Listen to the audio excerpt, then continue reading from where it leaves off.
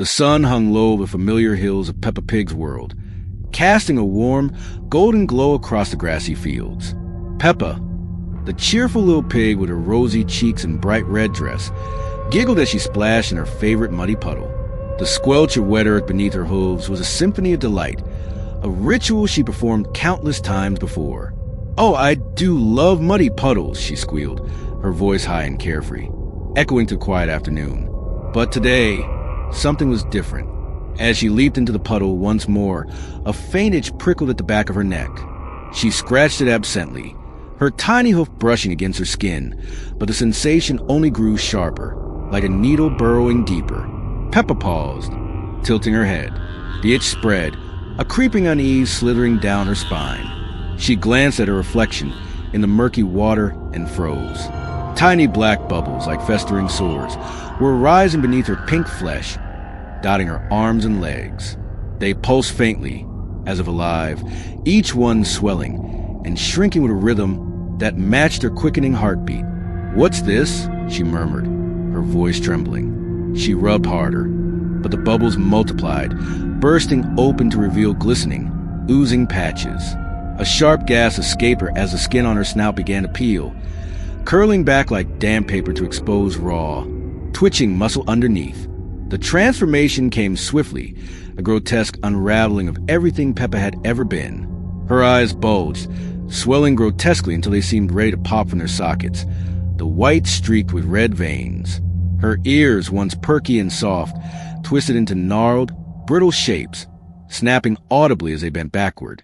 Her legs buckled, joints popping and grinding as they contorted into impossible angles, forcing her to collapse into the puddle with a wet thud. She screamed, a high, piercing sound that morphed into a guttural grunt as her throat tightened. "Mummy, Daddy," she cried, but the words dissolved into a choking gurgle. From the house, Mummy Pig and Daddy Pig rushed out, their faces pale with terror. "Peppa!"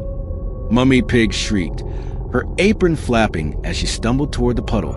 Daddy Pig lumbered behind, his glasses fogging with panic breath. George trailed after them, clutching his toy dinosaur, his small snout quivering. They reached her just as the final wave of the affliction took hold. Peppa's body was no longer recognizable, a writhing mass of flesh, her dress torn and soaked in the dark, rancid mud.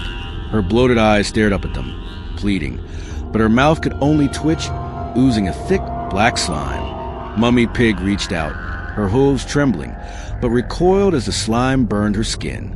"No, no, no!" she sobbed, falling to her knees. Daddy Pig turned away, shielding George, whose wails pierced the air. "Peppa, Peppa!" Her final breath came as a rasp, a shuddering exhale that rattled her broken frame. Then silence. Peppa lay still, a crumpled heap in the puddle, her once vibrant pink dulled to a sickly gray. The family stood frozen, the wind carrying their grief across the empty fields. With shaking hooves, Daddy Pig dug a shallow grave right there in the muddy patch, the earth unnaturally soft and eager to swallow her. Mummy Pig wept as they lowered Peppa's remains into the hole, covering her with soil that seemed to pulse faintly, as if alive. George dropped a single flower, a daisy, onto the mound, whispering, "Goodbye, Peppa," before turning away, his dinosaur dangling limply at his side. But Peppa's story didn't end there. Beneath the earth, her soul stirred, yanked downward by an unseen force. She awoke with a jolt, her eyes snapping open to a world of suffocating darkness. The air was thick, heavy with the stench of rotting mud, a cruel mockery of her beloved puddles. She stood on trembling hooves, her body whole again but unnaturally cold. Around her stretched a labyrinth of endless corridors, their walls glistening wetly, pulsating like living flesh. "Mummy? Daddy? George?" she called, her voice small and fragile. The words echoed back, distorted and hollow, swallowed by the void. Peppa took a hesitant step forward, her hooves sinking slightly into the slimy floor. The darkness pressed in, whispering her name in 1,000 faint voices, and she knew, with a sinking dread, that she was no longer home. Peppa stumbled to the labyrinth, her hooves slipping on the slick, pulsating floor. The air was thick with the rancid scent of decay, a perversion of the muddy puddles she once adored. Her calls to her family had faded into whimpers, her throat raw from shouting into the endless dark. The walls throbbed around her, their fleshy surface glistening with sheen of moisture that dripped like sweat. She pressed on, driven by a desperate hope of finding an exit, when a shadow loomed ahead, a hulking figure that seemed to melt out of the darkness itself. It was a creature unlike anything Peppa had ever seen, yet eerily familiar. Its body was porcine, swollen and grotesque, with skin that shimmered like wet scales. Its eyes glowed a sickly red, like twin pools of blood, and its snout hung open, revealing rows of jagged teeth. Before Peppa could scream, its gnarled claws seized her, wrapping around her small frame with a grip that burned her flesh. She kicked and squealed, but the beast dragged her to the corridors, its guttural grunts echoing off the walls. The labyrinth twisted and widened until they emerged into a vast, circular chamber, an arena carved from blackened stone, its edges lined with shadowy figures that watched in eerie silence. The creature hurled Peppa into the center of the ring, her body skidding across the rough floor. She scrambled to her hooves, trembling as she looked around. The spectators were distorted shapes, once animals like her, now twisted into nightmarish forms. Their eyes glinted with hunger, their mouths stretched into unnatural grins. A low rumble shook the arena, and Peppa felt a searing pain erupt across her skin. She looked down in horror as her flesh began to tear, peeling away in strips to reveal the raw muscle beneath. Her eyes bulged further, popping free from their sockets to dangle by thin, quivering nerves. "No, stop," she cried, but her voice warped into a guttural wail as her body reshaped itself against her will. From the shadows stepped her first opponent, a monstrous parody of Susie's sheep. The gentle lamb was gone, replaced by a hulking figure with spindly, arachnid legs sprouting from her back. Her wool was matted with filth, and her mouth split wide, bristling with needle-like teeth. "Peppa!" Susie rasped, her voice a distorted echo of their old friendship. She lunged, her claws slashing through the air. Peppa dodged, but not fast enough. Susie's teeth sank into her arm, tearing through muscle with a wet crunch. Blood sprayed across the stone, black and viscous, as Peppa screamed, collapsing under the weight of the attack. Susie struck again and again, rending Peppa's body until she was a broken heap, her limbs splayed at impossible angles. But the torment didn't end. As Peppa lay gasping, her shattered form began to knit itself back together. Bone snapped into place with agonizing cracks. Flesh crawled over exposed wounds, and her dangling eyes retracted into their sockets. The pain was unbearable, a white-hot fire that consumed her every thought. Before she could recover, the creature tossed her back into fray. New opponents emerged, Mr. Blobby, now a mass of writhing tentacles with a gaping maw. Danny Dog, his jaws unhinged and dripping with slime. Each fight was a blur of agony, her body torn apart and remade in an endless cycle. "I just want to go home," she sobbed between blows, but the words twisted into a mocking echo that reverberated through the arena. Exhausted, Peppa tried to flee. She staggered toward the edge of the ring, her hooves slipping in her own blood. The spectators leaned closer, their grins widening as the walls of the arena shuddered. With a sickening lurch, the stone contracted like a living mouth, swallowing her back into the center.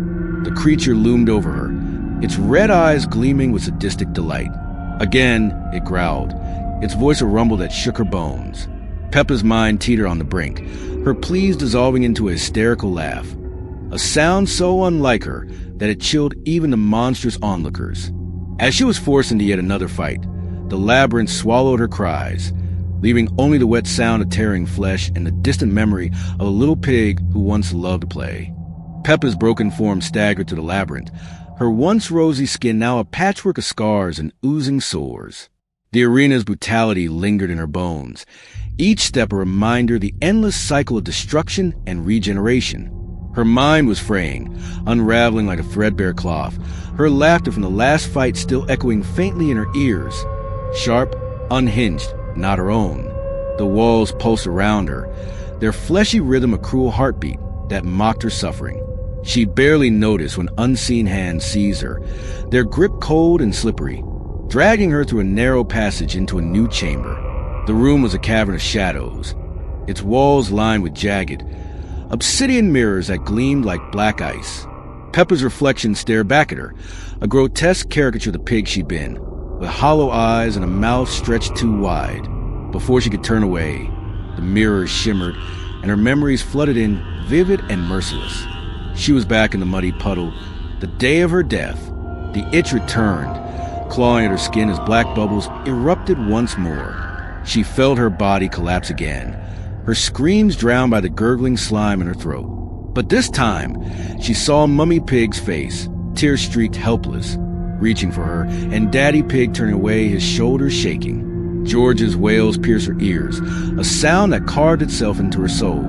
The vision shifted, twisting into something darker. A trivial moment replayed. Peppa laughing as George spilled his juice, his little face crumpling in frustration. But now, George loomed before her, his eyes hollow pits, his voice a snarl. "You hate me, Peppa. You always hated me." His toy dinosaur lunged from his grasp, its plastic jaws snapping into a living maw that sank into her arm. The pain was real, a searing tear as her flesh ripped away, blood pooling at her hooves. She stumbled back, clutching the wound, only to see Mummy Pig emerge in the shadows, a towering specter, her apron stained with rot. "You abandoned us," Mummy whispered, her voice a hiss that slithered into Peppa's mind. Chains rattled as Daddy Pig appeared, his glasses cracked, his grin wide and sinister, dragging iron links that coiled around her legs, tightening until her bones creaked. Peppa's sanity buckled under the weight of their accusations. She clawed at her face, her hooves gouging her skin as she laughed, a jagged, broken sound that spiraled into a scream. Her body warped further, her snout elongating, her teeth sharpening into points that cut her lips. I'm sorry, she shrieked, but the words dissolved into the air. The family she loved became her tormentors, their forms melting and reforming into mirrors. George with claws, Mummy with a gaping maw, Daddy with eyes that wept blood. They circled her, their voices a chorus of blame that burrowed into her skull. Amid the chaos, a faint light flickered, a door half hidden in the wall, its edges pulsing faintly. Hope flared in Peppa's chest, a fragile spark. She tore free of the chains, her mangled hooves pounding the floor as she raced toward it. The door creaked open, revealing a glimpse of her family, Mummy Pig, Daddy Pig, and George, standing in a field. But their faces were wrong, contorted in agony, their bodies bound by writhing tendrils of shadow. "Peppa, help us!" they cried, their voices overlapping in a desperate wail. She reached out, her claw trembling, but the unseen hands yanked her back. The door slammed shut with thunderous boom, plunging her into darkness once more. Peppa collapsed, her breath ragged, her mind a shattered mosaic of guilt and despair. She was no longer the pig who jumped in puddles. She was a thing of the labyrinth, her limbs twisted, her laughter a hollow echo. As she rose, she wandered aimlessly, a shadow among shadows, her family screams fading into the distance.